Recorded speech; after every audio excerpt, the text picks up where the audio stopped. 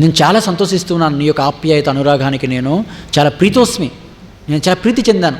కానీ ఇప్పుడు నాకు కావలసినటువంటిది పట్టు వస్త్రాలు కాదు, నాకు కావలసినటువంటిది ఏమిటంటే కొన్ని మర్రిపాలు తీసుకొచ్చి నేను జడలు కట్టాలయ్యా, నేను నార వస్త్రాలు ధరించి ఈ జడలు కట్టి నేను ఋషిలాగా వనవాసం చేయడానికి నేను వచ్చాను అని రాముడు చెప్తూ, అంతేకాకుండా నాకు ఈ రాజ్యం ఏమీ అవసరం లేదు, పద్భ్యామభిగమాశ్చైవ స్నేహ సందర్శనేన చ. మిత్రమా, పద్భ్యామభిగమాశ్చైవ స్నేహ సందర్శనేన చ అంటాడు. ఈ మిత్రుని చూడడానికి నువ్వు నడిచొచ్చావు కదా, అంతకన్నా కావాల్సింది ఏముంది అంటాడు రాముడు. రాముడిని చూడడానికి ఎదురుగా నడిచి వచ్చావు కదయ్యా, పద్భ్యామభిగమాశ్చైవ స్నేహ సందర్శనేన చ. ఈ స్నేహితుని దర్శించుకోవడానికి నడిచి వచ్చావు, నాకు అదే చాలా తృప్తిగా ఉంది. ఆ తర్వాత గుహుడు కొన్ని మర్రిపాలు తీసుకొచ్చి ఇస్తే ఆ గంగా తీరంలో అలా జటలు కట్టుకుంటాడు రామచంద్రమూర్తి. ఆ తర్వాత గంగానదిని దాటించాలి, గంగానదిని దాటించాలి అని రామచంద్రమూర్తి చెప్పిన తర్వాత ఒక నావికుడిని పిలిచి గుహుడు ఆ నావికుడి యొక్క సహాయంతో రామలక్ష్మణ సీత సమేతుడిగా రామచంద్రమూర్తి లక్ష్మణ సీత సమేతంగా గంగానదిని దాటివేస్తాడు అని వాల్మీకి మహర్షి చెప్తారు. కానీ తులసిదాస్ మహాశయుడు ఒక అద్భుతమైనటువంటి భక్తి ఆవిష్కరణ చేశారు ఇక్కడ. ఏమిటి ఆవిష్కరణ అంటే, ఆ నావికుడు రాముణ్ణి చూసి రాముణ్ణి నది దాటించడం కోసం చాలా సందేహపడతాడు. సందేహిస్తూ ఆ నావికుడు అంటాడు, నావ మొత్తం సిద్ధం చేశాడు, చేసి అట్లా చూస్తున్నాడు రాముణ్ణి. లక్ష్మణుడు అంటాడు, ఏంటే చూస్తున్నావు, తొందరగా నావ సిద్ధం చేయి అని, పద అన్నయ్య మనం నావను అధిరోహిస్తాము అంటే రాముడు అలా వచ్చి నావలు అడుగు పెట్టబోతుంటే వెంటనే నావికుడు అంటాడు, ఆగు ఆగు రామా, నాకేం తెలియదు అనుకుంటున్నావా, నేను విన్నాను, కథలుగా చెప్పుకున్నారు ఇక్కడ మా రాజ్యంలో కూడా, నీకోసం చెప్పుకుంటున్నారు, మేము విన్నాం. ఏమిటది, ఆ రోజు నువ్వు బాలుడుగా ఉన్నప్పుడే నీ యొక్క పాదధూళి సోకి ఒక రాయి స్త్రీగా మారిందట కదా, అహల్య అని విన్నాం మేము. మరి ఈరోజు నీ పాదాలు సోకి ఈ యొక్క నావ స్త్రీగా మారితే నా పరిస్థితి ఏంటి? కాబట్టి నేను దాటించలేనయ్యా, కుదరదు. లక్ష్మణుని దాటించమంటే దాటించేస్తాను, సీతమ్మని దాటించమంటే దాటించేస్తాను, కానీ నిన్ను దాటించలేను అంటాడట నావికుడు. రాముడు అంటాడు, భలేవాడవయ్యా, వాళ్ళని దాటించకపోయినా పర్వాలేదు, ఎందుకంటే వాళ్ళు వనవాసం చేయవలసిన అవసరం లేదు, నా పట్ల ప్రేమతో వాళ్ళు వచ్చారు, కానీ వనవాసం చేయాల్సిందే నేను, నన్ను దాటించాలి కదయ్యా అంటే కుదరదంటాడు నావికుడు. ఇప్పుడు లక్ష్మణుడు చూసి అంటాడు నావికుడిని, ఏమయ్యా నావికుడా, రాముని పాదాలతో కాదయ్యా సమస్య, రామ పాదధూళితో సమస్య కదా, రామ పాదధూళి సోకి ఆ రాయి స్త్రీగా మారింది కదా, ఎందుకు బాధపడతావు, ఎందుకు సందేహిస్తావు, రాముని పాదాలు కడిగి, రాముని యొక్క పాదాలు కడిగేస్తే ఇంకా ధూళి మొత్తం, పాదాలు కడిగి ఆ తర్వాత రాముణ్ణి నీ నావలో ఎక్కించుకొని ఇక నదిని దాటించు అని లక్ష్మణుడు చెప్తే, ఈ నావికుడికి ఎప్పటిలో కోరిక ఉంది. ఏంటి ఆ కోరిక అంటే, రాముని యొక్క పాదాలు కడగాలి, దానికోసం ఈ పథకం అంతా కూడా. కాబట్టి నావికుడు వచ్చి, రామా నీ పాదాలు కడుగుతానంటే తను అంగీకరించాడు రాముడు. అటు ఉండవే అంటాడు ఆయన, నా పాదాలు కడగడం ఏంటో అంటాడు రాముడు. అంటే రాముడు ఎప్పుడు కూడా తన భగవంతుడిగా ప్రకటించుకోలేదు తన అవతారంలో ఎక్కడ కూడా. అంచేత అప్పుడు ఈ నావికుడు యొక్క కోరిక అది. అప్పుడు ఆ నావికుడు అంటాడు, వెంటనే అక్కడ ఉన్నటువంటి వాళ్ళని పిలిచి ఒక కొయ్యి కర్ర అంటే ఒక కొయ్యి ప్లేట్ని తీసుకురమ్మంటాడు, ఒక పాత్ర తీసుకొచ్చి అక్కడ పెడతారు, పెట్టి అందులో పాదాలు పెట్టమంటాడు రాముని యొక్క పాదాలు. అలాగే ఒక చిన్న పాత్ర తీసుకొని ఇక గంగాజలం తీసుకురావడానికి వెళ్తున్నాడు నావికుడు. అప్పుడు గంగాదేవికి ఒక సందేహం వచ్చింది. గంగాదేవికి ఏ సందేహం అంటే, గంగాదేవి ఈ గంగలో పయనిస్తున్నటువంటి ఋషులందరూ కూడా ఇప్పుడు మాట్లాడుకుంటుంటారట, సాక్షాత్తు శ్రీ మహావిష్ణువే ఈరోజు రాముడిగా అవతరించాడు అని. అదంతా విన్నది గంగ ఋషుల ద్వారా. విని గంగమ్మకి ఎప్పుడుండో సందేహం, రాముడు విష్ణువేనా అని. సరే, ఈరోజు సందేహం తీరబోతుందట. ఆ గంగాజలాన్ని తీసుకుని ఆ నావికుడు రాముని యొక్క పాదాలు కడగబోతూ ఉంటే, రాముని యొక్క పాదగోలు చూసి వెంటనే ఆ గంగ నిర్ణయం చేసుకుంది, ఎస్, నిస్సందేహంగా ఈయన విష్ణువే. ఎందుకని, నేను ఆవిర్భవించింది ఈ పాదగోటి నుండే, నేను ఆవిర్భవించాను, రాముని యొక్క ఆ శ్రీ మహావిష్ణువు యొక్క పాదగోటి నుండి ఆవిర్భవించాను. కాబట్టి రాముడు ఎవరో కాదు, సాక్షాత్ విష్ణువే. కాబట్టి నా తండ్రి ఈయన నా నివాస స్థానం ఈ పాదాలే అని చెప్పి పరవశించిపోయి, నేను ఏ పాదాల నుండి అయితే ఆవిర్భవించానో అదే పాదాలని కడిగే భాగ్యం ఈరోజు నాకు కలిగింది. ఓ నావికుడా, నువ్వు నా గురువు అయ్యా అంటుందట. ఎవరిని గురువు అంటారు? ఎవరైతే భగవంతుడిని దగ్గరకు తీసుకుపోతారో, భగవద్ దర్శనాన్ని కలిగిస్తారో వాళ్ళే కదా గురువు. కాబట్టి నావికుడా, నువ్వు నా గురువు. ఎందుకని? నువ్వు నన్ను రాముని పాదాల దగ్గర తీసుకొచ్చావు, రాముని యొక్క పాద దర్శనం, రాముని పాదాలు కడిగే భాగ్యాన్ని నాకు కలిగించావు, కాబట్టి నువ్వు నా గురువువి అని అక్కడ ఆ యొక్క నావికుడిని కూడా కొనియాడుతూ ఉందట గంగమ్మ. ఇలా కడుగుతున్నాడు నావికుడు రాముని యొక్క పాదాలు. కడుగుతూ నావికుడికి ఒక ఆలోచన కలిగింది. ఇలా కడుగుతుంటే రాముడు టీవీగా నిల్చుని ఉన్నాడట. అప్పుడు నావికుడు అనుకున్నాడు, ఎట్లా కాదు, రాముని యొక్క ఆశీర్వాదం కావాలి మనకు, ఎలా ఆశీర్వదిస్తాడేనా అని చెప్పి అప్పుడు ఏం చేస్తాడంటే నావికుడు ఒక చేయిని ఒక పాదాల కింద పెట్టేస్తాడు. అట్లా 2 పాదాల కింద ఒక చేయి పెట్టి మరొక చేతి కడుగుతూ ఉంటే, ఇప్పుడు పాదాల కింద చెయ్యి ఉంటే ఆయన నిఠారుగా ఎట్లా నిలబడగలుగుతాడు? అట్లా తూగిపోతున్నాడట. ఓయ్ నావికుడా, పడిపోతానయా అంటున్నాడట రాముడు. అప్పుడు ఆ నావికుడు అంటాడు, రామ, నువ్వే పడిపోతానంటే మరి మా పరిస్థితి ఏమిటయా? నువ్వే సంసారంలో పడిపోతానంటే మా పరిస్థితి ఎట్లా? కాబట్టి పడిపోతున్న మమ్మల్ని నిలబెట్టాల్సినటువంటి నువ్వే ఎట్లా అంటే ఎట్లా అంటాడట. ఎంతో ఒక ఆధ్యాత్మిక భావాన్ని ప్రకటిస్తూ ఉంటాడు నావికుడు. ఏం చేయమంటావు? రామా, ఈ 2 చేతులతో నా తలని పట్టుకోవయ్యా అంటే, అప్పుడు పడిపోకుండా రాముడు ఏం చేస్తాడంటే తన 2 యొక్క చేతుల్ని ఆ నావికుడి యొక్క తలపై ఎట్లా పెట్టి పట్టుకొని తలని పట్టుకుంటాడట. దాన్ని ఆశీర్వాదంగా స్వీకరిస్తాడు నావికుడు. ఆశీర్వాదంగా స్వీకరించి పరవశించిపోయాడు. ఆ తర్వాత నావలో ఎక్కించుకున్నాడు. రాముడు, లక్ష్మణుడు, సీతమ్మ ముగ్గురు కలిసి చక్కగా నావ నడుపుతూ ఉన్నాడు.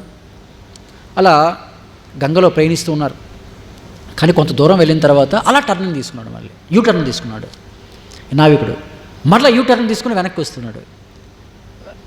రాముడు చూసి అంటున్నాడు లక్ష్మణుడు, ఏంటి లక్ష్మణ వీడు ఇలా చేస్తున్నాడని. అలా యూటర్న్ తీసుకుని ఎలా వస్తున్నాడు, మరలా ముందుకెళ్తున్నాడు, మరలా వెనక్కి వస్తున్నాడు, దాటించట్లేదు, అక్కడక్కడ తిప్పుతున్నాడట. లక్ష్మణుడు అడిగాడు, ఏమయ్యా ఇక్కడెక్కడ తిప్పుతున్నావు ఏంటి, యూటర్న్ తీసుకుంటున్నావు, ఎంత సమయం ఏంటి, మమ్మల్ని దాటించే ఉద్దేశం లేదా అంటే, అప్పుడు తను అంటాడు నావికుడు రామచంద్రమూర్తిని చూసి, రామా, నాకు తెలుసయ్యా, మీ అమ్మగారు 14 ఏళ్ళు అరణ్యవాసం చేయమన్నారని నాకు తెలుసు.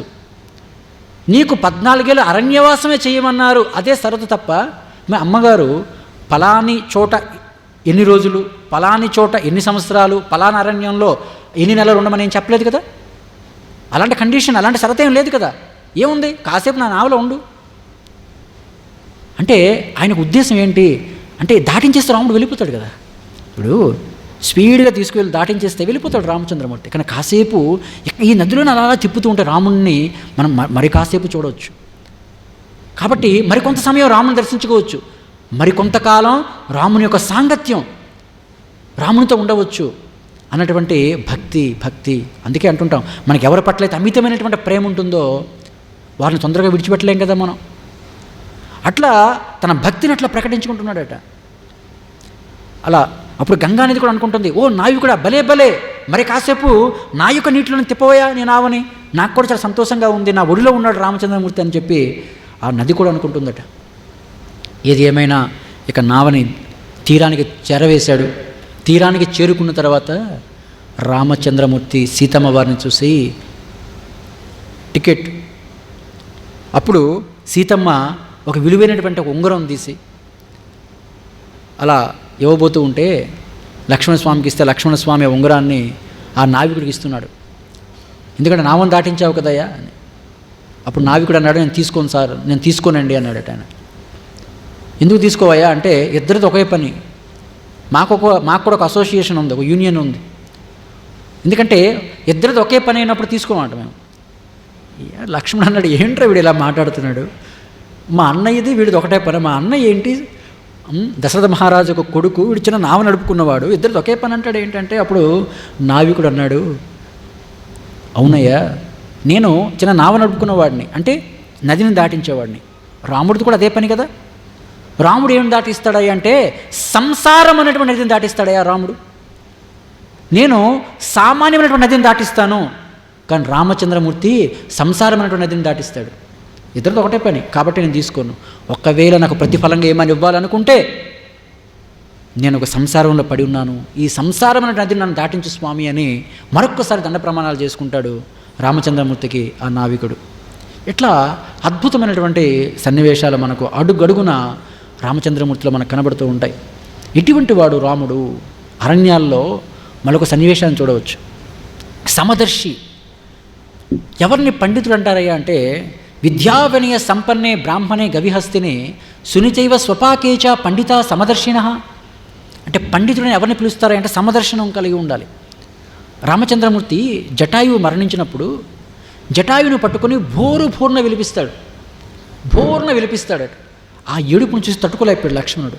తట్టుకోలేక అన్నయ్య దగ్గరికి వచ్చి, అన్నయ్య ఇప్పుడు మనకున్న కష్టాలు సరిపోవా, రాజ్యం పోయింది, అరణ్యాల పాలయ్యాం, సీతమ్మ కూడా కనిపించట్లేదు, ఇటువంటి సందర్భాల్లో ఈ పక్షి కోసం ఇంతగా ఏడడం అవసరమా అంటే అప్పుడు రామచంద్రమూర్తి ఒక మాట చెప్తాడు.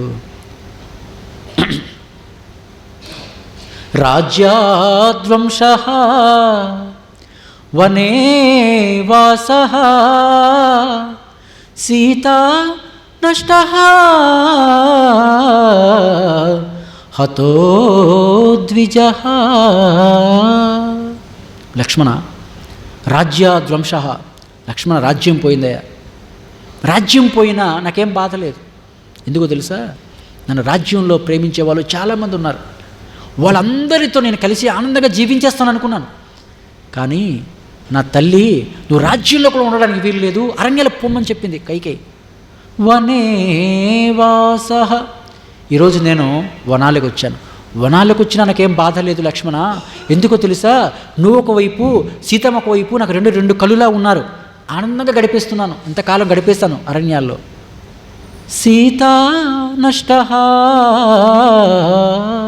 ఈరోజు విధి ఒక కన్ను పొడి చేసిందయ్యా, ఇవాళ సీతమ్మ కూడా లేదు. ఇన్ని కష్టాల్లో హతో ద్విజః. ఇవిడ పక్షి కూడా పోయిందయ్యా లక్ష్మణ. లక్ష్మణ, నాకు సీతమ్మ పోతే ఎంత బాధో పక్షి పోతే కూడా అంతే బాధ అయ్యా అంటాడు. That is Rama. అది రాముడు అంటే. తన భార్య అయినటువంటి సీతమ్మకు ఏ స్థానం అయితే కల్పించాడో అదే దృష్టి ఆ పక్షికి కూడా ఇస్తాడు. తన తండ్రికి కర్మకాండలు చేసే మహాద్భాగ్యం కలగలేదు రామచంద్రమూర్తికి, ఎందుకంటే తన అరణ్యాల్లో ఉన్నాడు. అదంతా భరతుడు చేస్తాడు, దశరథ మహారాజు. కానీ ఈరోజు ఆ జటాయువుకి కర్మకాండలు కూడా, అంత్యక్రియలు కూడా చేస్తాడు రామచంద్రమూర్తి. కాబట్టి పక్షిని చిన్నచూపు చూడడం, తన భార్యని ఉన్నతమైన చూపు చూడడం, తన సోదరుడని ఒక చూపు చూడడం, తన దగ్గర వాడని మరొక చూపు చూడడం, దూరం వాడని మరొకలా చూడడం ఎప్పుడూ రామచంద్రమూర్తికి ఉండదు. అందరినీ ఒకేలాగా ప్రేమించే తత్వం రామచంద్రమూర్తిలో కనబడుతూ ఉంటుంది. అదే ధర్మం అంటారు. భీష్ముడు చెప్తాడు మహాభారతంలో. ధర్మరాజు అడిగాడు భీష్ముడిని, ధర్మం అంటే ఏమిటి తాత అని. ఒక్క మాటతో చెప్తాడు భీష్మాచార్యుల వారు. చూడు ధర్మనందన, ఏదైతే ఇతరులు నేను చేస్తే, ఇతరులు ఏది ఆచరిస్తే నువ్వు ఆనందం అనుకుంటుంటావో అది నువ్వు ఇతరులకు చేయి, అదే ధర్మం. ఏది నీ పట్ల ఇతరులు ఆచరిస్తే నీకు బాధ కలుగుతుందో అది ఇతరుల పట్ల నువ్వు చేయకు, ఇదే ధర్మం అని చెప్తాడు. ఒక మాట చాలు. కానీ ఈరోజు సమాజంలో మనం తద్భిన్నంగా మనం చూస్తూ ఉంటాం. మన వరకు ఒకలా అనుకుంటూ ఉంటాం, అదే విషయం ఇతరుల పట్ల మరోలా ఉంటాం. ఇతరుల పట్ల జడ్జీలా ప్రవర్తిస్తాం మనం, అంటే తీర్పులు ఇచ్చేస్తూ ఉంటాం, వాడంతే వీడింతే అని. కానీ మన విషయానికి వస్తే జడ్జిలా కాదు, లాయర్లా, అంటే న్యాయవాదిలా ప్రవర్తిస్తాం, అంటే వాదిస్తూ ఉంటాం మనం తప్పు చేసి కూడా. అట్లా ఎలా కుదురుతుంది, అలా కాదు, నేను తప్పు చేయలేదని. అంటే మన విషయానికి వచ్చినప్పుడు న్యాయవాదిలా ప్రవర్తిస్తూ ఉంటాం. ఎలాగైనా సరే మనం తప్పు చేసి కూడా దాన్ని సరిపుచ్చుకోవాలని ప్రయత్నం చేస్తాం. ఎదుటివాడి పట్ల జడ్జిలా ప్రవర్తిస్తూ ఉంటాం, వెంటనే తీర్పులు ఇచ్చేస్తూ ఉంటాం మనం. కానీ రాముడిలో అట్లా ఉండదు. అందరి పట్ల ఒకే సమత్వ భావం అనేటువంటిది స్పష్టంగా రాముడిలో కనబడుతూ ఉంటుందన్నమాట. ఒక ఎద్దుని మరొక ఎద్దు పొడిచి చంపేసింది. ఎవరు ఆ ఎద్దు, చనిపోయిన ఎద్దు ఎవరిదంటే పెద్ద ధనవంతుడి ఎద్దు. అది చంపేసిన ఎద్దు చాలా పేదవాడి ఎద్దు. ఈ వార్త ధనవంతుడు తెలిస్తే పరిస్థితి ఏంటి అని చెప్పి ఆ పేదవాడు నెమ్మదిగా ధనవంతుడి దగ్గరికి వచ్చి తను అంటాడు, అయ్యా మీరు చాలా పెద్దవాళ్ళు, ఈయన మర్చిపోయి మీ ఎద్దు మా ఎద్దును పుడిచి చంపేసిందండి అన్నాడట. అప్పుడు ధనవంతుడు అన్నాడు, ఈ విషయం కోసం ఎంత దూరం వచ్చి చెప్పాలయ్యా, ఈ రోజుల్లో మనుషుల్ని పొడిచి చంపేస్తూ ఉన్నారు కదా. ఎన్ని చూడట్లేదు మన పేపర్లో, మన న్యూస్లో, టీవీలో రోజు చూస్తుంది అదే కదా. ఒక ఎద్దుని చంపేస్తే అదొక పెద్ద పంచాయతీ, ఇంత దూరం రావాలా, నాకు వేరే పని ఉంది నువ్వు పోవన్నాడట ఆయన. అప్పుడు ఆయన అంటాడు, సార్ మర్చిపోయానండి, మీ ఎద్దు మా ఎద్దుని చంపడం కాదంటే మా ఎద్దు మీ ఎద్దుని చంపేసిందండి అన్నాడట. వాడికి చాలా కోపం వచ్చింది. ఏమిరా ఆ ఎద్దు విలువ ఎంత అనుకుంటున్నావు? ₹1,00,000 ఇచ్చి కొన్నాను నేను మొన్న. నీ ఎద్దు నా ఎద్దుని చంపడమే కాకుండా నాతో పైగా పరిహాసమా? దీనికి బదులుగా దీనికి శిక్ష ఏంటో తెలుసా నీకు? 100 కొరడా దెబ్బలు, 100 కొరడా దెబ్బలు, ₹2,00,000 జరిమానా అన్నాడట. చూసారండి, వాడు ఎద్దు వీడి ఎద్దుని చంపేస్తే ఏం లేదు, శిక్షలే ఉండవు. మనుషుల్ని ఇప్పుడు చంపేస్తున్నారు, ఎద్దుని చంపితే ఏమైంది అంటాడు. కానీ అదే వాడెద్దు వీడిద్దుని చంపేస్తే మాత్రం వెంటనే రూల్స్ మారిపోతూ ఉంటాయి అన్నమాట. కానీ భారతదేశంలో ఒకప్పుడు ధర్మం ఎట్లా ఉండేదంటే, ఒక చిన్న గొడవ జరుగుతుందట. అలెగ్జాండర్ చూశాడు ఆ గొడవ. భారతదేశం మీద అలెగ్జాండర్ వచ్చినప్పుడు ప్రతి దేశం మీద కూడా దండెత్తినప్పుడు అలెగ్జాండర్ తన గురువు అరిస్టాటిల్ని కలిసి బయలుదేరేవాడు. అరిస్టాటిల్ యొక్క ఆశీర్వాదం తీసుకుంటాడు. మనం ఈరోజు సైన్స్ అంటున్నాం కదా, అటువంటి సైన్స్కి గురువైనటువంటి అరిస్టాటిల్, ఎంతోమంది సైంటిస్టులకు గురువైనటువంటి అరిస్టాటిల్ అని గొప్ప శాస్త్రవేత్త. అటువంటి అరిస్టాటిల్ ఒకనాడు అలెగ్జాండర్ కూడా గురువు. అలెగ్జాండర్ భారతదేశం మీదకి బయలుదేరాడు దండయాత్రకు. అప్పుడు గురువు గారిని కలుసుకున్నాడు అరిస్టాటిల్ దగ్గర ఆశీర్వాదం తీసుకుని, గురువు గారు నేను భారతదేశం మీదకి యుద్ధానికి పోతున్నాను అన్నాడట. అరిస్టాటిల్ అన్నాడు, కొంప మునిగిందయ్యా, ఏ దేశంతో అయినా నువ్వు గొడవ పెట్టుకో, ఏం పర్వాలేదు, కానీ భారతదేశంతో గొడవ పెట్టుకోవద్దు. సాధ్యమైతే భారతదేశంతో స్నేహం చేయి. భారతదేశం కర్మభూమి, యోగభూమి, పుణ్యభూమి. భారతదేశాన్ని నమస్కరించాలి తప్ప భారతదేశాన్ని కబలించాలనుకోకూడదు అని అరిస్టాటిల్ చెప్తాడు అలెగ్జాండర్ని. అలెగ్జాండరు అంగీకరించలే. అలెగ్జాండర్ అంటారు, లేదు గురువుగారు, నేను ఎలాగైనా భారతదేశం వెళ్ళాల్సిందే అన్నాడు. అని చెప్తూ గురువుగారు భారతదేశం నుండి తిరిగి వచ్చినప్పుడు నీ కోసం ఏం తీసుకురావాలి గురువుగారు అని అడిగాడు. ఎందుకంటే అలెగ్జాండర్ ఏ దేశం మీద దండయాత్రకు వెళ్ళినా ఆ దేశాన్ని జయించిన తర్వాత కొన్ని విలువైనటువంటి మనులు లేక గురువుగారు ఏం కోరుకుంటే దాన్ని తీసుకొచ్చి గురువుగారికి సమర్పించడం అనేది ఒక పరిపాటి, అదొక నియమంగా పెట్టుకున్నాడు అలెగ్జాండర్. అదే క్రమంలో అడుగుతున్నాడు, భారతదేశం నుండి తిరిగి వచ్చినప్పుడు మీకోసం ఏం తీసుకురావాలి గురువుగారు అని అలెగ్జాండర్ అడుగుతూ ఉంటే అరిస్టాటిల్ అంటాడు, నాయన నాకు 5 వస్తువులు తీసుకురా నాయన అంటాడు. ఆయన 5 వస్తువులు తీసుకురామంటాడు. ఏమిటి 5 వస్తువులు అంటే, అది చెబుతున్నప్పుడల్లా ఒక భారతీయుడిగా గర్వంతో చెప్తూ ఉంటాను, నేను గర్వపడుతూ ఉంటాను. అరిస్టాటిల్ అంటాడు, నాకు 5 వస్తువులు కావాలి. అందులో ఒకటి మహాభారతం, రెండవది రామాయణం, మూడవది గ్లాసుడు గంగాజలం, 5వది పిడికెడు మట్టి, భారతదేశంలో పిడికెడు మట్టి, 5వది ఒక ఆధ్యాత్మిక గురువుని తీసుకురమ్మన్నాడు. నెంబర్ 1 రామాయణం, నెంబర్ 2 రెండవది మహాభారతం, మూడవది గ్లాసుడు గంగాజలం, 4వది భారతదేశంలో పిడికెడు మట్టి, 5వది భారతదేశంలో ఒక ఆధ్యాత్మిక గురువుని తీసుకురమ్మంటాడట. ఈ 5 తీసుకురా అంటాడు. తెల్లబోయాడు అలెగ్జాండర్, ఏం నా గురువుగారు ఇవి తీసుకురమ్మంటారు, వజ్ర వైఢూర్యములు తీసుకురమ్మంటారేమో అంటే, గురువుగారు ఇవి మీరు ఏం చేసుకుంటారో అని అడిగాడు అలెగ్జాండర్. అప్పుడు అరిస్టాటిల్ అంటాడు, చూడు నాయన, రామాయణ మహాభారతాది గ్రంథాలు గొప్ప విజ్ఞాన భాండాగారాలు, అంత గొప్ప విజ్ఞానం ఉంది అందులో, కాబట్టి నిత్యం అవి పఠిస్తానంటాడు ఆయన. రామాయణంలో కావలసినంత మోరల్ సైన్స్ ఉంది, మహాభారతంలో కావలసినంత విజ్ఞానం ఉంది. ఆ విజ్ఞాన గ్రంథాలను నేను పఠించి చాలా విషయాలు తెలుసుకుంటానంటాడు ఆయన. వ్యాసుడు కూడా అదే మాట అంటాడు మహాభారతాన్ని ప్రారంభిస్తూ. తను అంటాడు, ఈ ప్రపంచంలో ఏదైనా గొప్ప విషయం ఉంది అంటే అది ఖచ్చితంగా మహాభారతంలో ఉండి ఉంటుందట. మహాభారతంలో లేని విషయం ప్రపంచంలో ఎక్కడ ఉండదంటాడు ఆయన. అంత మాట అంటాడా వ్యాసుడంటే? మహాభారతం చదివితే మనకే అర్థమవుతుంది, 1,00,000 శ్లోకాల గ్రంథం మహాభారతం, గొప్ప విజ్ఞాన భాండాగారం. అంతేకాదు ప్రపంచ సాహిత్యాల్లో కూడా అతిపెద్ద సాహిత్యం కూడా మహాభారతమే.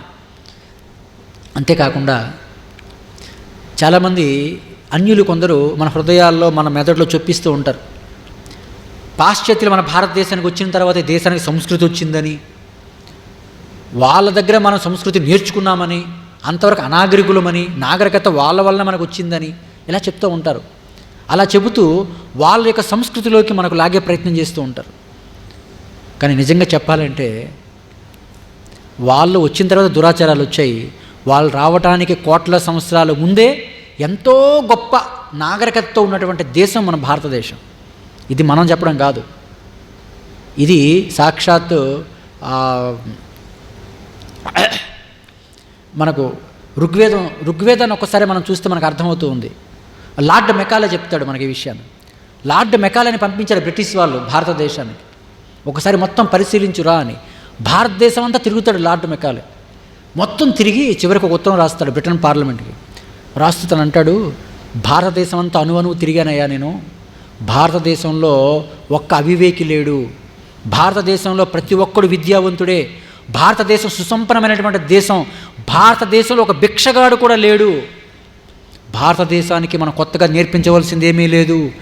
భారతదేశంలో కావలసినంత విజ్ఞానం ఉంది. ఆ విజ్ఞానాన్ని నేర్పించే ఒక సిస్టమ్ కూడా ఉంది.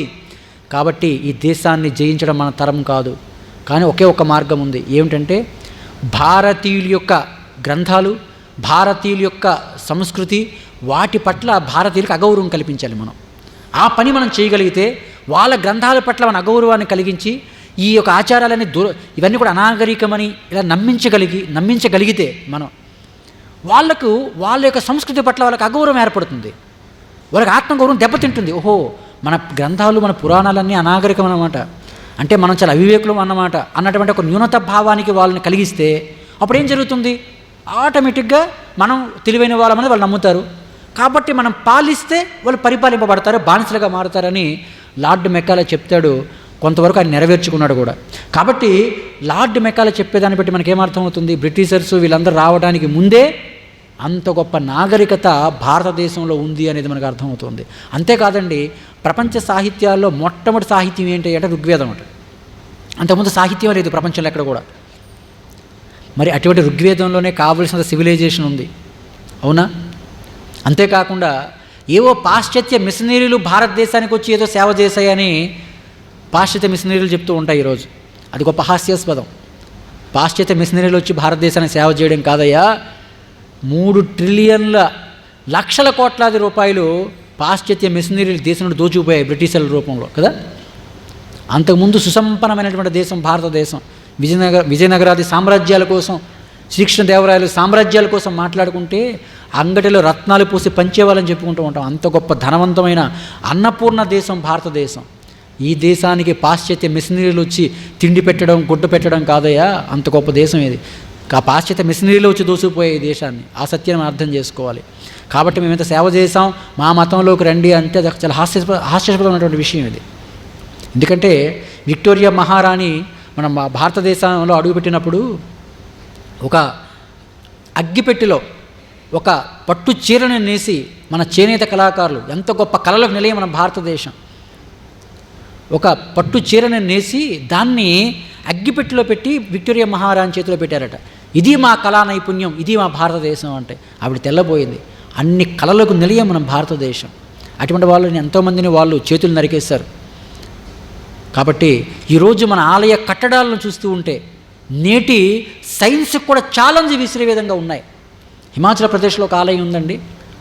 అక్కడ చుట్టుపక్కల ఎక్కడ కూడా పిడుగు పడకుండా ఆ ప్రాంతాన్ని కాపాడుతుంటుంది ఆ యొక్క ఆలయం. దాన్ని రీసెర్చ్ చేశారు. ఆలయం ఆ పిడుగుని అలా లాక్కుంటుందట. అక్కడ ధ్వజస్తంభం ఉంటుంది, పిడుగు పడుతుంది అంటే వెంటనే ఆ ధ్వజస్తంభం పిడుగుని లాక్కుంటుంది. ఆ ధ్వజస్తంభం లోపలికి ఆ పిడుగు వెళ్ళి అక్కడ శివలింగం ఒక్కసారి పేలిపోతుంది. ఆ తరువాత మరలా అలా అదుగుపోతూ ఉంటుందట. అంటే ఎంతటి విజ్ఞానం, కళా నైపుణ్యం ఆలోచించండి. కానీ ఈరోజు కూడా సైన్స్కి అంతు చిక్కట్లేదు. అటువంటి నిర్మాణాలు మన భారతదేశంలో జరిగాయి. అంత గొప్పది మన భారతదేశం. ఇకపోతే భారతదేశం నుండి రామాయణ మహాభారతాలతో పాటు గ్లాసులు గంగాజలం తీసుకురమ్మంటారు. ఎందుకంటే ప్రపంచంలో ఎక్కడైనా నదులు ఉంటాయి, ఇక్కడ భారతదేశంలో తీర్థాలు ఉంటాయి. భారతదేశంలో ఉన్నటువంటి ప్రతి నీటి బొట్టు కూడా ఒక తీర్థం. భారతదేశంలో ఉన్నటువంటి ప్రతి ఇసుక రేణువు కూడా ఒక క్షేత్రం అంటాడు వివేకానందుడు. అందుకని భారతదేశం నుండి పిడికుడి మట్టిని కూడా తీసుకురా, ఈ గంగాజలాన్ని మట్టిని పూజిస్తానంటాడు. ఎందుకని? భారతదేశంలో పుట్టే భాగ్యం మనకు కలగలేదు. భారతదేశంలో భగవంతుడు పుట్టాడు. అవతార పురుషులు రాముడు, కృష్ణుడు, దశావతారాలు కూడా మత్స్య కూర్మ వరాహశ్చ నారసింహశ్చ వామనః రామో రామశ్చ కృష్ణశ్చ బుద్ధ కలిగి తథైవచ. దశావతారాలు కూడా భారతదేశంలో జరిగాయ్యా. ఎంతో గొప్ప త్యాగధనులు పుట్టినటువంటి దేశం. కాబట్టి ఆ దేశం మట్టిని నిత్యం పూజిస్తానంటాడు. ఇక 4వది 5వది ఒక ఆధ్యాత్మిక గురువుని తీసుకురమ్మంటాడు. గురువు ఎందుకు గురువు గారంటే మన యూరప్ దేశాలు నేర్చుకుంది చాలా తక్కువయ్యా, భారతదేశం నుండి నేర్చుకోవాల్సింది చాలా ఎక్కువ ఉంది. కాబట్టి భారతదేశం నుండి ఒక ఆధ్యాత్మిక గురువుని తీసుకొస్తే ఆ ఆధ్యాత్మిక గురువు దగ్గర నేను ఒక పసి బిడ్డ వల్ల విద్యాభ్యాసం చేస్తానంటాడు ఆయన. ఇది భారతదేశం యొక్క ఔన్నత్యం. ఆ తర్వాత అలెగ్జాండర్ ఒక వీధి గుండా పోతుంటే భారతదేశంలో గొడవ జరిగింది. ఆ గొడవను చూసి తెల్లబోయాడు, ఆశ్చర్యపోయాడు. ఏంటో గొడవ అంటే ఒక ఇద్దరు రైతులు పోట్లాడుకుంటున్నారట. అలాంటి గొడవలు ఈరోజు మనకు కనబడవు. ఒక రైతు దగ్గర పొలం కొన్నాడు. పొలం కొన్నవాడు ఏం చేస్తాడు, పొలాన్ని దున్నాడు. దున్నితే ఈయన అదృష్టవశాత్తు ఒక బంగారు పెట్టె దొరికింది. ఆ బంగారు పెట్టె తెరిచి చూస్తే కొన్ని విలువైనటువంటి మణులు, వజ్రాలు అందులో ఉన్నాయి. దాన్ని స్వాధీనం చేసుకుంటే ఈయన చాలా పెద్ద కోటీశ్వరుడు అవుతాడు ఆయన. కానీ ఈ రైతు అనుకున్నాడట, ఈ పొలం కొని కేవలం 4 గంటల సమయం అవుతుంది అంతే. 4 గంటల క్రితం ఈ పొలం అమ్మినటువంటి వాడిది. ఎప్పటి నుండో ఉంది ఈ బంగారు పెట్టె కదా, కొన్ని సంవత్సరాలుగా ఈ పొలం అమ్మినటువంటి వాడిది కదా, పొలమే నేను తీసుకుంటాను, ఈ బంగారు పెట్టె మాత్రం ఆ రైతుకి ఇచ్చేస్తాను అనుకుంటున్నాడట. ఆ బంగారు పెట్టెను పట్టుకొని వచ్చి ఆ అమ్మినటువంటి రైతుకి ఇస్తున్నాడట. ఇదిగో మిత్రమా, ఈ పెట్టె నువ్వు తీసుకో, ఈ పొలమే నాది, పొలమే కొనుక్కున్నాను, పెట్టెను కాదు. ఎన్నో సంవత్సరాలుగా ఈ పొలాన్ని నువ్వు సాగు చేస్తున్నావు కదా, నీ ఆధీనంలో ఉంది కదా, కాబట్టి పెట్టి నువ్వు తీసుకో, ఇదే ధర్మం అంటాడట. ఆ రైతు అన్నాడు, ఆయన తక్కువ తిన్నాడా, ఏం మాట్లాడుతున్నావయ్యా, నాకొద్దు ఈ పెట్టే, నువ్వే తీసుకుంటున్నాడు ఆయన.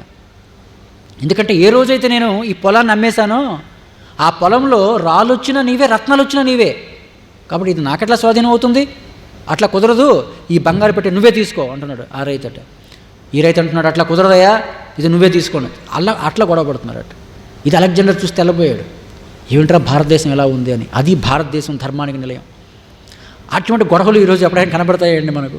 100 రూపాయల కోసం కోట్ల చుట్టూ తిరిగిన వాళ్ళు, నాదంటే నాదనే వాళ్ళు మనం చూస్తాం తప్ప, కొన్ని లక్షల కోట్ల విలువ చేసే బంగారు వజ్రాలతో కూడుకున్నటువంటి పెట్టే నువ్వు తీసుకొని గొడవ పడుతున్నారట. ఆ గొడవ అట్లా సాగుతుంది. చీకట పడింది, ఇంకా ఎవరికి చెందాలనేది నిర్ణయింపబడలే. ఆ తర్వాత ఆ గ్రామ పెద్ద దగ్గరికి వెళ్ళారు. ఆ గ్రామ అధికారి వచ్చి చూసి, చీకట పడిందయ్యా, రేపు మనందరం పంచాయతీ పెట్టుకుందాం, అప్పుడు మనం నిర్ణయిద్దాం ఈ పెట్టి ఎవరికి చెందాలి, వాళ్ళు తీసుకుపోతారని.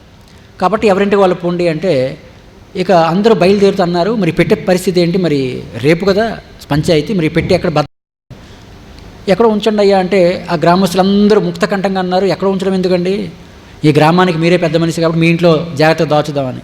సరే మీ ఇష్టం అన్నాడు. ఆ పెద్ద మనిషి ఇంట్లో బంగారు పెట్టారు. అందరూ ఇళ్ళలో పోయారు, భోజనాలు చేశారు, నిద్రపోయారు.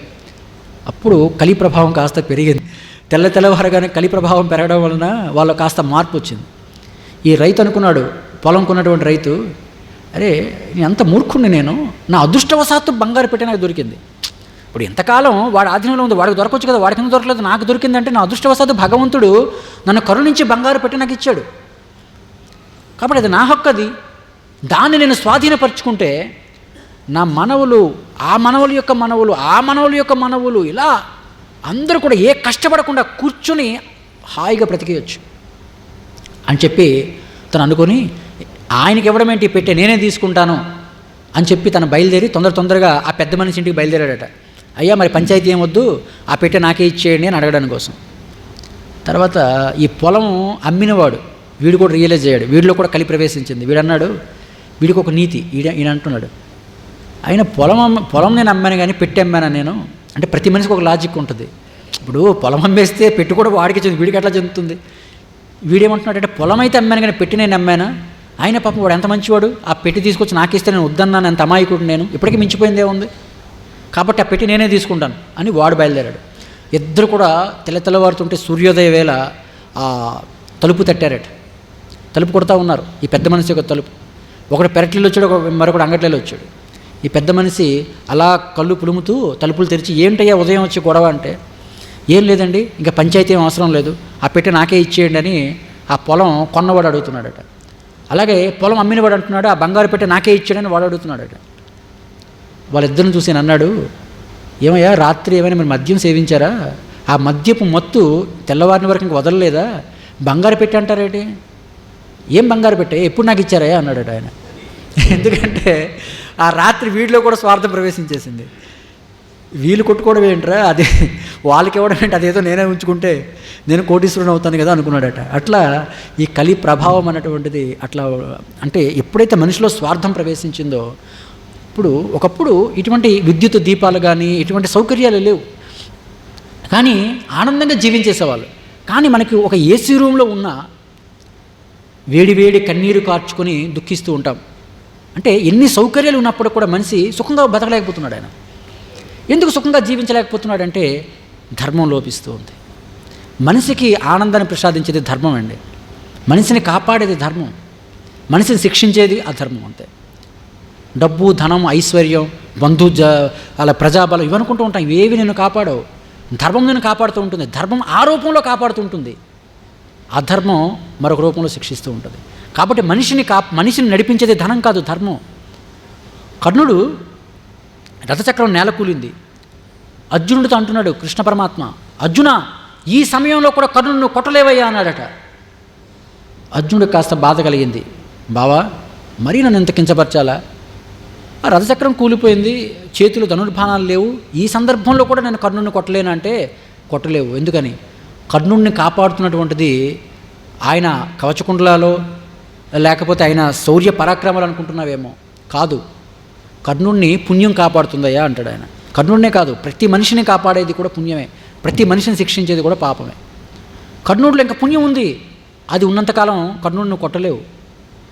అది ఏం చేయాలి బావా అంటే కృష్ణుడు అంటాడు, ఆ పుణ్యాన్ని నేను తీసుకుంటాను అని చెప్పి కృష్ణ భగవానుడు కర్ణుడి దగ్గరికి వెళ్ళి ఒక వ్యాధిగ్రస్తుడిలాగా, కర్ణా నేను గొప్ప వ్యాధితో బాధపడుతున్నాను అయ్యా, నన్ను కాపాడు అంటే, నీకు ఎంత ధనం కావాలి చెప్పు, ధనం తీసుకుపో అంటే నేను అంటాడు, ధనం కాదు కావాల్సింది, పూర్వజన్మ కృతం పాపం వ్యాధి రూపేణ పీడిత అంటారు కదా. గతంలో చేసుకున్నటువంటి పాపాలు ఈరోజు నాకు వ్యాధులుగా పీడిస్తూ ఉన్నాయి. కాబట్టి వ్యాధి పోవాలంటే పాపం పోవాలి, పాపం పోవాలంటే పుణ్యం కావాలి. పుణ్యం ఇస్తావేమో అని వచ్చారంటాడు. కర్ణుడు నవ్వుతాడు, నా దగ్గర ఏం పుణ్యం ఉండదయా, నేను దుర్యోధను పంచనున్నాను, నేను అధర్మం వైపు ఉన్నాను, నా దగ్గర పుణ్యం ఉంటుందా అంటే, నిజమే నువ్వు అధర్మాన్ని ఆచరిస్తున్నావు, పాపం ఉంది, దాంతోపాటు పుణ్యం కూడా ఉంది నీలో, ఎందుకంటే నువ్వు చాలా దాన ధర్మాలు చేసావు కదా, కాబట్టి ఆ పుణ్యం నాకు కావాలి, ఇస్తావా అంటే కర్ణుడు ఖచ్చితంగా ఇస్తాను, నిజంగా నా దగ్గర పుణ్యం అనేది ఒకటి ఉంటే ఆ పుణ్యమంతా నీకే ధారపోస్తున్నానయ్య అంటాడు. అని కర్ణుడు తన పుణ్యం అంతా కూడా ధారపోసేస్తే ఆ పుణ్యాన్ని తీసుకుంటాడు. ఆ తర్వాత కర్ణుడి యొక్క సంహారం జరుగుతుంది. కర్ణుడికి విశ్వరూపాన్ని కృష్ణ భగవానుడు చూపించడం, కృష్ణుడి యొక్క దర్శనంతో కర్ణుడు పోవడం, ఇదంతా కూడా మనకు కనబడుతూ ఉంటుంది. అంటే అర్థం ఏమిటంటే మనిషిని కాపాడేది ఏమిటి అంటే పుణ్యం అనేది ఎప్పుడు రక్షిస్తూ ఉంటుంది. మనిషిని శిక్షించేది ఏమిటి? పాపం ఎప్పుడు శిక్షిస్తూ ఉంటుంది. వాడి వెనక ధనం లేదు, జనము లేదు, ఏమీ లేదు, వాడిని ఏమీ చేయలేకపోతున్నామంటే వాడి వెనక పుణ్యం ఉందయా, పుణ్యం వాడిని కాపాడుతూ ఉంటుంది. వాడికి ధనం ఉంది, ఐశ్వర్యం ఉంది, అన్నీ ఉన్నాయి, కానీ యాక్సిడెంట్లో పోయాడు. కారణం ఏంటి? పాపం వాడిని శిక్షించేసింది. మనం అనుకుంటూ ఉంటాం ఇవి మనం ఒకటి సంపాదించుకున్నంత మాత్రాన అది మనం అనుభవించేస్తాం అనుకుంటాం, అనుభవించలేం. డాక్టర్ గారు చెప్తారు, ఇన్ని కొన్ని వేల కోట్ల ఆస్తులు ఉండవచ్చు, అయ్యా నువ్వు తీపి పదార్థం తినకూడదు ఎందుకని నీకు షుగర్ ఉందంటాడు. దాని అర్థం ఏంటి? ఎంత ఐశ్వర్యం ఉన్నా మధుర పదార్థాలు తినే అర్హతను కోల్పోయాడు ఆయన. సరే ఉప్పు తిందామా అంటే అల్సర్ ఉందా, కారం ఉప్పు తినడానికి కుదరదా అంటాడు. ఇట్లా సరే ఒక మంచి పట్టు మంచం మీద హంసతులుగా తరపున పడుకుందామా అంటే కుదరదయ్యా, నీ శరీరానికి ఒక కటిక నేల మీద పడుకోవాలయ్యా అంటాడు డాక్టర్. అంటే అర్థం ఏంటి? సంపాదించుకున్నాడు, కానీ అనుభవించాలంటే ఏం కావాలి? అర్హత కావాలి. అర్హత ఎట్లా వస్తుంది? ధర్మం వలన వస్తుంది. కాబట్టి అర్హత అనేది మనం ఎట్లా సంపాదించగలుగుతామంటే ధర్మము. కాబట్టి మనిషిని ఎప్పుడు కూడా కాపాడేది ధర్మం, మనిషిని ఎప్పుడు కూడా శిక్షించేది అధర్మం అన్నమాట. అంచేత అటువంటి ధర్మబుద్ధి అనేది మనకు కావాలి. అందుకే రామో విగ్రహవాన్ ధర్మ, రాముడు నిలువెత్తు ధర్మస్వరూపుడు, ధర్మమే రాముని యొక్క స్వరూపం అట. అంతేకాకుండా వారాధి నిర్మాణం సాగుతున్నప్పుడు ఒక ఘట్టం భారత రామాయణం ద్వారా మనం తెలుసుకుందాం. వారాధి నిర్మాణం సాగుతూ ఉంది. ఒక్కొక్క రాయి తీసుకుని వెళ్ళి సముద్రంలో వేస్తుంటే ఆ నీలుడు ఇంకా ఇత్యాది వానరులందరూ కూడా చక్కగా నిర్మాణం చేస్తున్నారట. చక్కగా కూడా ఆ రాళ్ళని తేలుతూ ఉన్నాయి, నిర్మాణం సాగుతూ ఉంది. రాముడు చూసి అనుకున్నాడు, ఎంతమంది పనిచేస్తూ ఉంటే నేను చూస్తూ ఉంటే ఏం బాగుంది, చెరో ఒక రాయి తీసుకొచ్చి నేను కూడా అందులో ఆ నీటిలో విడిచిపెడతాను, పని కాస్త తొందరగా అవుతుంది, ఆ వానర్లు కూడా ఉత్సాహంగా ఉంటుంది, మన నాయకుడే పనిచేస్తే మనం ఇంకా ఉత్సాహంగా చేయాలనుకుంటారని చెప్పి రామచంద్రమూర్తి ఒక రాయిని పుచ్చుకొని ఆ రాయి తీసుకొచ్చి సముద్రంలో విడిచిపెట్టారట. విడిచిపెట్టగానే ఆ రాయి అలా మునిగిపోయింది. ఇంకా రాముడికి ఆశ్చర్యం కలిగింది, ఏంట్రా వీళ్ళేసే రాళ్ళన్నీ కూడా తేలుతూ ఉన్నాయి, కానీ నేనేసే రాయి ఎందుకు మునిగిపోయింది, సరే ఇంకో రాయి వేసి చూద్దాం అని మరొక రాయి తీసుకొని ఆ రాయిని కూడా రామచంద్రమూర్తి విడిచిపెడతాడు. ఆ రాయి కూడా మునిగింది. ఇంకా ఆశ్చర్యం కలిగింది రాముడికి. తర్వాత చూసి రాముడు ఇక 3వ రాయి తీసుకున్నాడు. ముచ్చటగా 3వ రాయి తీసుకొని ఆ రాయి కూడా సముద్రంలో విడిచిపెడితే ఆ రాయి కూడా మునిగిపోయింది. ఎవరైనా చూస్తున్నారేమో అని చుట్టూ చూసుకున్నాడు రాముడు. చుట్టూ చూస్తే అక్కడ హనుమంతుడు చూస్తాడు. హనుమంతుడు తదేకంగా చూస్తుంటే హనుమంతుని పిలిచి, హనుమ ఏంటయ్యా ఇది? మీరందరూ వేస్తున్నటువంటి రాళ్ళని కూడా తేలుతూ ఉన్నాయి, కానీ నేనేసరా ఎందుకు మునిగిపోయింది? హనుమంతుడు అన్నాడు, రామా అదంతే మీరేస్తే మునిగిపోద్ది, మీరు విడిచిపెడితే రాయి తేలుతుందా, మునిగిపోతుంది అన్నాడు. అంటే నాకు అర్థం అవ్వట్లేదయ్యా, ఎందుకు మునిగిపోయిందో చెప్పు అంటాడు రాముడు. మహాప్రభు మీకు తెలియందేముంది స్వామి, మేము వేసే రాయి మీద, మేము విడిచిపెడుతున్నటువంటి రాయిపై శ్రీరామ అని రాస్తున్నాం. మేము రామ అని రాస్తూ రామనామ జపం చేస్తూ ఆ రాళ్ళు విడిచిపెడుతున్నాం, అందుకే తేలుతున్నాయి. రాముడు నవ్వి మందహాసంతో, భలేవాడివయ్యా, నువ్వు రామ అని ఆ రాయిపై లిఖించి వేస్తే ఆ రాయి తేలితే సాక్షాత్ రాముడినే కదా వేస్తున్నాను, సాక్షాత్ రాముని విడిచిపెడితే ఎందుకు మునిగిపోతుందని. స్వామి ఎందుకు మునిగిపోతుందో చెప్పనా స్వామి అంటే, చెప్పు నాయన అంటే, అప్పుడు ఆంజనేయ స్వామి అంటాడు, మేము విడిచిపెడుతున్న రాయి మీద రామనామాన్ని లిఖించి వేస్తున్నాం కాబట్టి తేలుతున్నాయి, కానీ రాముడు విడిచిపెట్టేస్తున్నాడు కదా, రాముడు విడిచిపెట్టేస్తున్నాడు రాయిని. జాగ్రత్తగా మనం అర్థం చేసుకోవాలి. రాయిని రాముడు విడిచిపెట్టేస్తున్నాడు, ఆ రాయి రాముడిని విడిచిపెట్టేస్తుంది. కాబట్టి రాముడు విడిచిపెట్టేస్తే ఏదైనా మునిగిపోతుంది తప్ప తేలుతుందా స్వామి అంటాడట ఆయన. కాబట్టి భగవంతుడు వదిలేస్తే, లేకపోతే భగవంతుడిని మనం వదిలేస్తే వాడు మునిగిపోతాడు తప్ప తేలే అవకాశం ఎట్లా ఉంటుంది? అందుకని ఆ రాళ్ళని మునిగిపోతున్నాయి అంటాడు. ఒక అద్భుతమైనటువంటి అవగాహన అది. చక్కగా ఏకనాథ మహాశయుడు వర్ణిస్తాడు ఇది ఘట్టాన్ని. కాబట్టి భగవంతుడు విడిచిపెట్టేస్తే, లేకపోతే భగవంతుడిని మనం విడిచిపెట్టేసినా మనం మునిగిపోవలసిందే తప్ప తేలే అవకాశం లేదు. సంసారం అనేటువంటి సముద్రంలో మునిగిపోవలసిందే. కాబట్టి నువ్వు రాయిని వదిలేస్తున్నావు నువ్వు. కాబట్టి భగవంతుణ్ణి విపద్విస్మరణం విష్ణు సంపన్నారాయణ స్మృతి, భగవంతుణ్ణి మర్చిపోవడమే ఆపద, భగవంతుని తలుచుకోవడమే సంపద అంటాడు వ్యాసుడు. ఏ క్షణమైతే నువ్వు భగవంతుడిని విడిచిపెట్టేశావో అదే పెద్ద ఆపదయ్యా. ఎప్పుడైతే భగవంతుని స్మరించుకుంటున్నావో అదే పెద్ద సంపద. అందుకే భగవంతునితో జీవితాన్ని గడపడం, భగవద్భక్తితో ఆధ్యాత్మికతో జీవితాన్ని జీవించే జీవితం ఎట్లా ఉంటుంది, అలాగే భగవద్భక్తి లేకుండా ఆధ్యాత్మిక స్పృహ లేకుండా జీవించేవాడి జీవితం ఎట్లా ఉంటుంది అనేది కబీర్ దాస్ చెప్తాడు అద్భుతంగా. 16 ఏళ్ళ కుర్రవాడు కబీరు. అతను కాశీలో అలా నడిచి వెళ్ళిపోతున్నాడు. అలా నడుచుకుని పోతూ ఉంటే అక్కడ ఒక దృశ్యం కనిపించింది కబీర్కి. ఏమిటా దృశ్యం అంటే, ఒక వృద్ధురాలు, ఒక ముసలమ్మ ఒక తిరుగుల్లో కొన్ని సోలు అలా పోసి అలా గిరగిర తిప్పుతుందట. గిరగిర తిప్పుతూ ఉంటే సోలని పిండి పిండి అయిపోతున్నాయి. ఆ దృశ్యాన్ని చూసి కబీర్ దాసు రోధిస్తున్నాడట. కంట నీరు పెట్టుకొని రోధిస్తూ ఉన్నాడు. ఆ చుట్టూ ఉన్న పెద్దవాళ్ళందరూ వచ్చి చూస్తే 16 ఏళ్ళ కుర్రవాడు ఎందుకు ఏడుస్తున్నాడో, వాళ్ళ నాన్న కోప్పడ్డాడో అమ్మ కోప్పడిందో అని, బాబు ఎందుకు ఏడుస్తున్నావు చెప్పంటే ఏం చెప్పట్లా. కానీ ఆ కాశీపట్నానికే గొప్ప యోగి రామానంద యోగులు వారు వచ్చారు. రామానంద యోగులు వారు వచ్చి అతను చూసి, కబీర్ని చూసి, బాబు ఎందుకు రోధిస్తున్నావు అంటే, అప్పుడు కబీర్ నోరు తెరిచి, మహాత్మా ఒకసారి ఆ దృశ్యాన్ని చూడండి మహాత్మా, ఆ దృశ్యం నన్ను కదిలించేసింది, అందుకు నేను ఏడుస్తున్నాను అన్నాడు. చూశాడు రామానంద యోగి, ఇందులో ఏడవలసింది ఏముందయ్యా, సోలుని పిండి చేయాలంటే ఎట్లా చేయాల్సింది మరి? ఈ రోజుల్లో అయితే గ్రైండర్ ఇవన్నీ వచ్చాయి తప్ప, మరి ఆ రోజుల్లో ఎలా పిండి చేస్తాం? ఆ తిరుగుల్లో గిరగిర తిప్పితే కదా పిండి అవుతాయి, ఏడిస్తే ఎట్లా అంటాడు ఆయన. అప్పుడు కబీర్ అంటాడు, మహాత్మా నాకు అందులో ఒక సత్యం కనబడుతుంది అంటాడు. ఏమిటా సత్యం అంటే, ఆ ముసలమ్మ ఒక మూర్తి దేవతలా కనబడుతుంది నాకు. ఈ తిరుగులు ఉంది, తిరుగులి కింద ఒక రాయి ఉంటుంది, పైన ఒక రాయి ఉంటుంది. కింద ఉన్నటువంటి రాయి జగత్తు, మాయ, ప్రపంచం. కానీ పైన ఉన్నటువంటి రాయి కాలం అంటారు, కాలం తిరుగుతూ ఉంటుంది. మరి సోలు మనం, ఈ సోలు జీవరాశులు. కాబట్టి మృత్యుదేవత అన్నటువంటి ముసలమ్మ ఈ జీవరాశులమైన మనందరినీ సోలుని తీసుకొని ఈ మాయా జగత్తులో వేసి పైన కాలం అన్నటువంటి ఆ చక్రాన్ని పట్టి గిరగిర తిప్పేస్తూ ఉంటే మన ఈ మాయలో పడి పిండి అయిపోవలసిందేనా? పిండి అయిపోవలసిందేనా? జన్మ దుఃఖం, జరా దుఃఖం, జాయ దుఃఖం, పునఃపునః అంత్యకాలేచ మహాదుఃఖం, తస్మాత్ జాగ్రత్త జాగ్రత్త అంటారే, అంత దుఃఖమేనా? దాని నుండి బయటపడే మార్గమే లేదా అని దుఃఖిస్తున్నాను అంటే చాలా సంతోషపడ్డాడు రామానంద యోగి. అబ్బాబ్బా, ఎంత గొప్ప ఆలోచన అయ్యా! చూస్తే 16 ఏళ్ళ కురవాడులా ఉన్నావు, ఎంత గొప్ప అవగాహన. కానీ నువ్వు చెప్పేది 100% వాస్తవమే. ఆ ముసలమ్మ మృత్యుదేవతే, ఈ సోలు మనందరం జీవరాశులమే. ఈ తిరుగులో కింద ఉన్నటువంటి రాయి మాయ, పైన ఉన్నటువంటి రాయి కాలం, అంతా బాగానే ఉంది. కానీ మరొకటి కూడా అందులో ఉంది, అది నువ్వు చూడలే. అది నువ్వు చూస్తే నువ్వు ఏడవు, భయపడవు. అది చూపిస్తాను పద అని కబీర్ దాస్ని అలా చేతిని పట్టుకొని తీసుకొచ్చి రామానంద యోగి ఆ తిరుగుల్ని ఒకసారి ఇలా బయటికి తీస్తాడు. పైన తిరుగుతున్నటువంటి రాయిని ఇలా తెరిచి తీస్తాడు. తీస్తే మధ్యలో ఒక చిన్న కర్ర ముక్కు ఉంది. అది ఆధారంగా ఉంటుంది తిరుగులకి. అది ఉంటేనే తిరుగులు కదలకుండా ఉంటుంది. అది పాతబడి ఉంటుంది. దాన్ని చూపిస్తాడు. ఇది మనం బయటకు కనిపించదు, కానీ వీటన్నిటికీ ఆధారం ఇదే. కానీ ఈ యొక్క కర్రకి దగ్గరలో కొన్ని సోలు ఉంటాయి. మన తిరుగుల్లో పూర్వం దానికి దగ్గరలో కొన్ని సోలు ఉంటాయట, అవి పిండవు. అందుకే పూర్వం మనం అలా తిరుగులు తిప్పుతూ మధ్య మధ్యలో ఆ పైన రాయిని తీసి ఆ మధ్యలో ఉన్నటువంటి కర్రకు దూరంగా దగ్గరగా ఉన్న సోల్ని మళ్ళీ దూరం చేస్తారు. ఇట్లా దూరం చేస్తే మళ్ళీ తిప్పుతారు, అప్పుడు పిండి అవుతాయి. ఆయన అంటాడు, చూసావా నాయన, ఈ కర్రకి దగ్గరగా, ఈ స్టిక్కి దగ్గరగా ఏవైతే సోలు ఉన్నాయో అవి మాత్రం పిండవు. ఆ కర్రకి దూరంగా ఉన్నవి మాత్రమే పిండి అవుతాయి నాయన. ఆ కర్ర ఏంటో తెలుసా?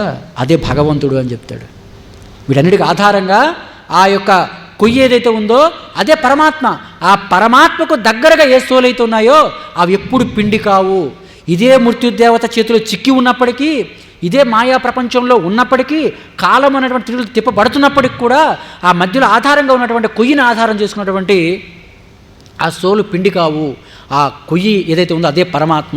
కాబట్టి ఇదే ప్రపంచంలో ఉన్నప్పటికి కూడా మనం పరమాత్మని ఆశ్రయిస్తే మనం పిండి అయిపోమంటాడు ఆయన. కాబట్టి వివేకానందుడు, శంకరాచార్యులు, రామకృష్ణ పరమహంస గారు వాళ్ళు ఏమైనా అరణ్యాలు జీవించలేదు కదా. మనతోనే మనం పీల్చిన గాలి పీల్చారు. ఇదే ప్రపంచంలో వాళ్ళు జీవించారు, కానీ వాళ్ళు అతీతంగా తరించిపోయారు. కారణం ఏంటి? వాళ్ళు దాన్ని పట్టుకున్నారు, పరమాత్మను ఆశ్రయించారు, పరమాత్మను పట్టుకున్నారు. కాబట్టి వాళ్ళు పిండి అవ్వలేదు. దైవీశేష గుణమయి మమ మాయా దురత్యయ మామేవయే ప్రపద్యంతే మయామేతాం తరంతితే. అయ్యా, ఈ మాయ దాటడం చాలా కష్టతరమే, కానీ నన్ను ఎవడైతే ఆశ్రయిస్తాడో వాడిని సులువుగా దాటించేస్తానంటాడు పరమాత్మ. కాబట్టి పరమాత్మని ఎవరైతే ఆశ్రయించి ఉంటారో వాళ్ళు చాలా సులువుగా దాటేస్తారట. అంతేకాదు, ఆ యొక్క వారాది నిర్మాణ సమయంలో మరొక అద్భుతమైనటువంటి ఘట్టన ఆవిష్కరింపబడుతుంది. మరొక అద్భుతమైనటువంటి ఘట్టం ఏంటంటే, రాళ్ళని తీసుకొచ్చి వానరులందరూ అలా సముద్రంలో వేస్తూ ఉంటే ఆరంభం నుండి ఒక రాయి గొప్ప వేదనతో వేడుకుంటుంది, ఆరాటపడుతుందట. ఏమిటి ఆరాటం అంటే, నన్ను ఉపయోగించుకోండి, నన్ను ముందు ఉపయోగించుకోండి అని అరుస్తుందట. అప్పుడు ఆంజనేయ స్వామి వారు పాపం ఇంత ఆరాటపడుతుంది కదా అని ఆంజనేయ స్వామి వారు వెళ్ళి ఆ రాయిని పట్టుకోబోతున్నారట. ఆ రాయిని తీసుకొచ్చి సముద్రంలో వేద్దాం. రాముడు ఒక్కసారి హనుమాన్ చూస్తే హనుమా అన్నారట. ఇలా చూశాడు హనుమ, ఆయన సైగ చేశాడు, దాన్ని వదిలి అన్నారట. ఆంజనేయ స్వామి చాలా బాధ కలిగింది. అదేంటి స్వామి, ఈ రాళ్ళేవి కూడా మమ్మల్ని నన్ను ఉపయోగించుకోమని ఏ రాళ్ళు చెప్పకపోయినప్పటికి కూడా ఆ రాళ్ళన్నింటినీ మనం వాడుతూ ఉన్నాం. కానీ ప్రత్యేకించి ఈ రాయి రామసేవలో ఉపయోగించుకోండి అని చెప్తుంది కదా. మరి ఈ రాయిని ఎందుకు స్వామి మీరు వద్దని చెప్తున్నారు? ఇది న్యాయమా, ధర్మమా అంటే, అదే ధర్మం నాయన అంటాడు రాముడు. అదే ధర్మమా? ఏంటి స్వామి అంటే, అవునయ్యా, ఈ రాయి ప్రత్యేకించి రామసేవ కోసం తప్పించింది కాబట్టి ఆ రాయికి నేను ఇంతకన్నా గొప్ప మహద్భాగ్యాన్ని ఇస్తున్నానయ్యా. నేను ఏముంది, ఆ రాయిని కూడా తీసుకొస్తే అన్ని రాళ్ళులాగా అదొక రాయి అయిపోతుంది, ప్రత్యేకత ఏమి ఉండదు. వారాదులు ఇదొక రాయి అవుతుంది, కానీ దానికి ఒక ప్రత్యేకతను ఇవ్వబోతున్నాను నేను. ఎందుకని? నా సేవ కోసం ఆరాటపడింది, తప్పించింది కాబట్టి ప్రత్యేకమైన గుర్తింపు ఇవ్వబోతున్నాను నేను. ఏమిటా గుర్తింపు అంటే, రాబోయేది కృష్ణావతారంలో ఇది గోవర్ధన పర్వతం కాబోతుంది. ఈ రాయి గోవర్ధన పర్వతం కాబోతుంది. అప్పుడు అక్కడ రేపల్లె వాసులు అందరి చేత పూజింపబడుతుందయ్యా. ఈవెన్ నేను కూడా దీన్ని పూజిస్తానంటాడు. చూసారా ఎంత మహద్భాగ్యం నాకు ప్రసాదించాడు రామచంద్రమూర్తి. దాని అర్థం ఏంటంటే, భగవత్ సేవ కోసం ఎవరైతే ఆరాటపడతారో వాళ్ళకి అటువంటి మహద్భాగ్యం లభిస్తుందన్నమాట. కాబట్టి ఎప్పుడు కూడా మనం మంచి పనులకు ముందు ఉండాలి. అంతేగాని నన్నెక్కడ ఏది అడిగేస్తారో, నన్నెక్కడ పిలిచేస్తారో అని వెనక వరుసలో ఉండేవాడికి ఎప్పుడు కూడా ఇటువంటి అవకాశాలు లభించవు. రెండోది, ఇక్కడ గొప్ప వ్యక్తిత్వ వికాసం కూడా మనకు కనబడుతుందండి. ఇప్పుడు ఒక ఉద్యోగానికి వెళ్ళినటువంటి, ఒక ఇంటర్వ్యూకి వెళ్ళినటువంటి వాళ్ళు కూడా ఉత్సాహంగా ఉండాలి, ఆరాటంగా. నాకు అడగండి సార్, నేను చెప్తాను, నన్ను వినియోగించుకోండి సార్ అని ఇంటర్వ్యూలో ఎవడైతే ఉత్సాహంగా ముందు మాట్లాడడానికి ముందుకు వస్తాడో చాలా ఉత్సాహంగా ఉన్నాడు అని వాడికి ఇస్తారు ఉద్యోగం. కానీ ఎవడైతే చివరికి వెళ్ళిపోయి నాకేం అడిగేస్తారో, ఏ ప్రశ్నలు వేసేస్తారో, నేను చెప్పగలను చెప్పలేను అని తప్పించుకుని వెనక్కి వెళ్తాడో వాడు ఎప్పుడు వెనకే ఉండిపోతాడు. కాబట్టి జ్ఞానం ఉంటే సరిపోద్దు, మనలో ఒక స్కిల్ ఉంటే సరిపోద్దు, దాన్ని ఉపయోగించుకోవాలి కూడా. ఉపయోగించుకునే నైపుణ్యం కూడా మనకు ఉండాలి, సమర్థత ఉండాలి. ఉపయోగించుకునే సమర్థత ఉన్నప్పుడే నీ తెలివితేటలకు అప్పుడు మంచి ఫలితం లభిస్తుంది. చాలామంది అద్భుతంగా చదువుతారు, గొప్ప గొప్ప ర్యాంకులు సాధిస్తారు, కానీ 10 మంది ముందు మాట్లాడాలంటే వాళ్ళకి చాలా బిడియం. ఒక ఇంటర్వ్యూలో మాట్లాడాలంటే చాలా బిడియం, వాళ్ళకి ఎట్లా ఉద్యోగాలు వస్తాయి? కాబట్టి ఇక్కడ రాయి మనకు నేర్పిస్తూ ఉంది, ఉత్సాహం చాలా అవసరం. సత్కర్మలు ఆచరించడానికి మనం ఉత్సాహపడాలి. ఉత్సాహపడినప్పుడే మనకు అద్భుతాలు లభిస్తాయి అనేది ఇక్కడ సుస్పష్టంగా చెప్పబడుతుందన్నమాట. ఇప్పటికే మనకు చాలా సమయం అయినట్టుగా ఉంది. రామాయణం అనేది మనం 2 రోజుల్లో చెప్పుకునేది కాదు కాబట్టి ఆ తర్వాత ఇంకా చివరి మాటగా చెప్పి మనం ముగించుకుందాం. రావణ సంహారం అనంతరం అప్పుడు లక్ష్మణుడు అంటాడు, అన్నయ్య, లంకాపట్నం స్వర్ణలంక అంటారు కదా, అద్భుతమైనటువంటి లంక, అంత బంగారంతో నిర్మింపబడినటువంటిది అంటారు, నాకు చూడాలని ఉంది, ఒకసారి చూద్దాం అంటాడు. అప్పుడు రాముడు సరే, లక్ష్మణుడి కోరిక మేరకు ఆ లంకా పట్టణాన్ని చూడడానికి వెళ్తారు. ఆ లంక మొత్తం కాంచన లంకని లక్ష్మణుడు చూసి కాస్త మోహపడ్డాడట. అంటే లంకని చూసి కాస్త ఆయనకు ఒక కోరిక కలిగింది లక్ష్మణుడికి. అన్నయ్యతో అంటాడు, అన్నయ్య, లంకని ఎట్లా మనమే గెలిచాం కదా, ఈ లంకని మనం స్వాధీనపరుచుకుందాం అన్నయ్య, చాలా వైభవంగా ఉంది లంక, ఈ లంకలో ఉండిపోతాం అన్నయ్య అన్నాడు లక్ష్మణుడు. అప్పుడు రాముడు అంటాడు, చూడు నాయన, ఎందుకంటే ఆ లంక పరిస్థితి ఎట్లా ఉందంటే అక్కడ ఒక దగదగమని మెరిచిపోతూ ఒక పెద్ద ఒక రాయి పడి ఉందట, బంగారు పచ్చది. అక్కడ ఉన్న వాళ్ళని అడిగారు, ఇదేమిటయ్యా ఇది అని. బంగారు పచ్చది, మరి దీన్ని దాచుకోవచ్చు కదా, జాగ్రత్తగా ఉంచవచ్చు కదా, ఎందుకు అలా పడేస్తున్నారంటే ఇలాంటివి కొన్ని కోట్లాది రాళ్ళు అట్లా పడి ఉంటాయి అన్నారట వాళ్ళు. ప్రతిరోజు రావణాసురుడు దీనిపై కూర్చొని పళ్ళు దొమ్ముకుంటాడని చెప్పారట. అయ్యో బాబోయ్, ఎంత వైభవంగా ఉందా లంకాపట్నం అని. అప్పుడు అంటాడు లక్ష్మణుడు రాముడితో, లంకలో మనం ఉండిపోదామంటే రామచంద్రమూర్తి అన్నాడు, చూడు నాయన, అతి స్వర్ణమయీ లంకా నమే వాచతి లక్ష్మణ జననీ జన్మభూమిశ్చ స్వర్గాదపి గరీయసి. లక్ష్మణ, అతి స్వర్ణమయీ లంక నమేం వాచతి లక్ష్మణ, నాకు వాంచలేదయ్యా. ఈ లంక పట్టణం అంతా కూడా బంగారంతో నిర్మిపడి ఉన్నా నాకు ఈ లంక మీద వ్యామోహమే లేదు. ఎందుకంటే నిత్యతృప్తుడు, ఆత్మసంతుష్టపరుడు, చిత్తప్రజ్ఞుడైనటువంటి రామచంద్రమూర్తికి లంకపట్నం కావాలా చెప్పండి? ఆయన నిత్య సంతోషి రాముడు అని అంటాడు. జననీ జన్మభూమిశ్చ స్వర్గాదపి గరీయసి. కన్న తల్లి కన్న దేశం స్వర్గం కంటే గొప్పదిరా. కాబట్టి మన కన్న తల్లి కన్న దేశం అయోధ్య, అది స్వర్గం కంటే కూడా గొప్పది, లంక కంటే కాదు, స్వర్గం కంటే కూడా గొప్పది. కాబట్టి నువ్వు ఇది చూసే ఎంత మోహపడ్డావు అని అక్కడ నుండి వెనక్కి తిప్పి తీసుకొచ్చేస్తాడు రామచంద్రమూర్తి అన్నమాట. కాబట్టి ఆ దేశం ఏదో బాగుంది, లేకపోతే ఆ ప్రాంతం ఏదో బాగుంది అని ఆ దేశాలని పొగడ్డం, కొనిహడ్డం కాదు. వివేకానందుడు అంటాడు, మన కన్న దేశాన్ని మనం ఏ దేశంలో అయితే పుట్టామో, ఏ ప్రాంతంలో అయితే పుట్టామో దాన్ని ముందు మనం గౌరవించగలగాలి. అవకాశం ఉంటే ఆ స్థాయికి దాన్ని మనం అభివృద్ధి చేయగలగాలి. కానీ ప్రతి ఒక్క నోట వింటూ ఉంటాం, ఏముందండి భారతదేశం, ఆ దేశంలో అయితే ఆ చట్టం ఉంటుంది, ఆ దేశంలో అయితే ఆ సుఖాలు ఉంటాయి, ఆ దేశంలో అయితే ఇటువంటి సౌకర్యాలు ఉంటాయి అని. కానీ ఎంత గొప్ప దేశభక్తిని అక్కడ రామచంద్రమూర్తి చాటు చెప్పాడు. జననీ జన్మభూమిశ్చ స్వర్గాదపి గరీయసి అనేటువంటి మాట. ఆ తర్వాత రామచంద్రమూర్తి సీతా సమేతంగా అయోధ్య నగరానికి చేరుకున్న తర్వాత ఇక పట్టాభిషేకం జరగబోతుంది రామచంద్రమూర్తికి. ఆ పట్టాభిషేకానికి కోట్లాది మంది తండోపతండాలుగా జనమంతా వస్తున్నారట. అందరూ జయ జయధ్వానాలు మోగుతూ ఉన్నాయి. ఆ సందర్భంలో రాముడు అట్లా చూస్తూ ఉన్నాడు. చూస్తూ ఉంటే ఎక్కడ కూడా చిన్నపిల్లలు కనిపించట్లా. చిన్నపిల్లలకు, రాముడికి చిన్నపిల్లలు అంటే చాలా ఇష్టం. ఒక 5-6 ఏళ్ళ వయసున్న పిల్లవాళ్ళు ఎవరు కనిపించట్లేదు. భరతుని పిలిచి అడిగాడు రాముడు, తమ్ముడు ఏంట్రా చిన్నపిల్లల్ని ఎవరు తీసుకురాలేదా, అందరూ పెద్దవాళ్ళే వచ్చారంటే. తమ్ముడు అన్నాడు, అన్నయ్య, మన రాజ్యంలో చిన్నపిల్లలు ఉంటే కదా అన్నయ్య తీసుకొస్తారు, మన రాజ్యంలో చిన్నపిల్లలు లేరన్నయ్య అన్నాడు. ఎందుకురా అంటాడు రాముడు. అన్నయ్య, నువ్వు 14 ఏళ్ళు అరణ్యవాసం వెళ్ళిపోయావు కదా, నువ్వు కందమూల ఫలాలు తింటూ నిగ్రహంతో జీవించావు కదా 14 ఏళ్ళు. కాబట్టి నువ్వు 14 ఏళ్ళు నిగ్రహంగా జీవించావు కాబట్టి నువ్వు సంతానాన్ని కనలేదు. కాబట్టి మా రాజు 14 ఏళ్ళు అరణ్యాల్లో కందమూల ఫలాలు తిని జీవిస్తూ ఉంటే మేము ఇక్కడ సుఖంగా ఉంటామా, సంసారం చేస్తాము మేమని ఇక్కడ అయోధ్య ప్రజలు కూడా అందరూ కూడా నిగ్రహాన్ని పాటించారట. ఎవ్వరు కూడా సంతానాన్ని కనలేదట. అందుకని అక్కడ చిన్నపిల్లలు కనబడరు అని చెప్తే అప్పుడు రాముడు ఆశ్చర్యపోయాడు. అది కదా యథా రాజ తథా ప్రజ అన్నటువంటి నానుడి అక్కడ మనకు అయోధ్యలో కనబడుతుంది. అందుకే ప్రజల మాటకు కూడా విలువిచ్చి సీతమ్మని అడవిలో విడిచిపెట్టేశాడు రాముడు. అంటే మరి అటువంటి ప్రజల కోసం అంత ప్రాధాన్యత ఇవ్వడంలో తప్పే ఉంది. అది ఆ ప్రజల యొక్క ఔన్నత్యం.